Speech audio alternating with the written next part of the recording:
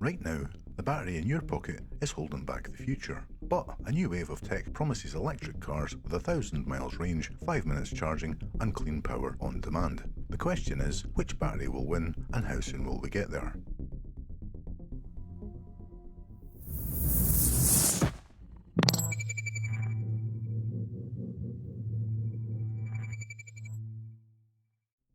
Hey folks, I'm Thren and this is the open source ReThink.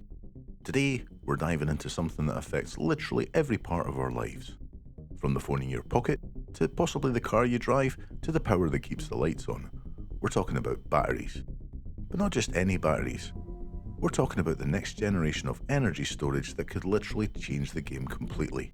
So, let's start with the stuff you already know. Or maybe you just feel every time your phone dies before the end of the day, and that's lithium-ion technology. It's been powering our gadgets since the 90s, and while it's done an amazing job, it is showing its age. Here's the thing, lithium-ion batteries only last so long before they start losing capacity. Usually a few hundred to a couple of thousand full charges, which for most devices works out on average to about 3 to 5 years. And if you're hammering it with fast charging, it's an even faster downhill from there. Push them too hard, and they can heat up, degrade, or in rare cases, go into thermal runaway. And that's a polite scientific term for saying catching fire. These limits aren't just an inconvenience.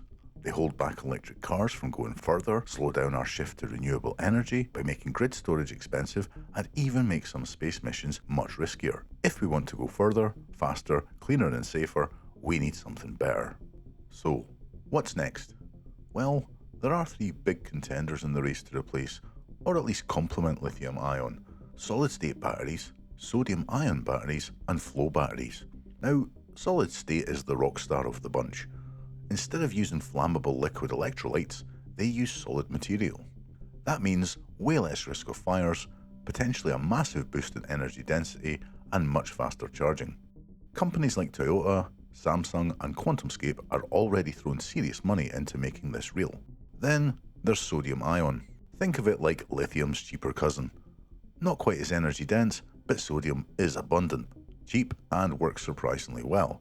CATL, the world's biggest battery maker, has already built cells that charge to 80% in 15 minutes and could hit the market in just a couple of years. For big energy storage like stabilizing a wind farm, that's a huge deal. And finally, flow batteries. These are a bit different. Instead of storing energy in solid electrolytes, they use giant tanks of liquid electrolyte. Want more capacity? Just build bigger tanks. They're not something that you'll see in a phone or a laptop, but for powering an entire city overnight from solar or wind storage, they're a game changer. Alright, so let's unpack what makes these tick, without sending anyone into a chemistry coma. Solid-state batteries get their power boost because solid electrolytes can pack the anode and the cathode closer together, allowing for more energy in the same place. They also open the door to using pure lithium metal anodes, which store way more energy than graphite we use today. Sodium-ion works a lot like lithium-ion. Sodium ions move back and forth between electrodes during charge and discharge. It's just that sodium is heavier and a bit bulkier, so the batteries don't quite store as much energy per kilo. But for stationary uses where weight isn't an issue, sodium can shine. Flow batteries, on the other hand, are more like chemical fuel tanks.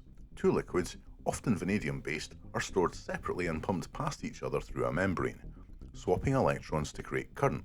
The beauty is that power and capacity are separate. If you need more hours of storage, you don't need a whole new battery, just a bigger tank. Now, if these technologies deliver on their promise, here's what the future could look like. Electric vehicles with 1,000 miles range and recharge in minutes.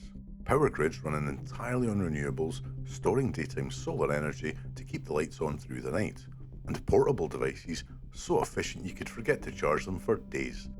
Sounds like science fiction? Yeah, maybe, but so did putting a supercomputer in your pocket 30 years ago. Now, of course, there are big challenges. Making these batteries at scale is an engineering mountain to climb. Costs have to come way down before they can replace lithium-ion batteries across the board. And even while these new chemistries are being perfected, researchers are already looking further ahead at things like lithium-sulfur, graphene-enhanced cells, and even quantum batteries that could charge almost instantly. The bottom line is, the battery revolution isn't just coming, it's already started.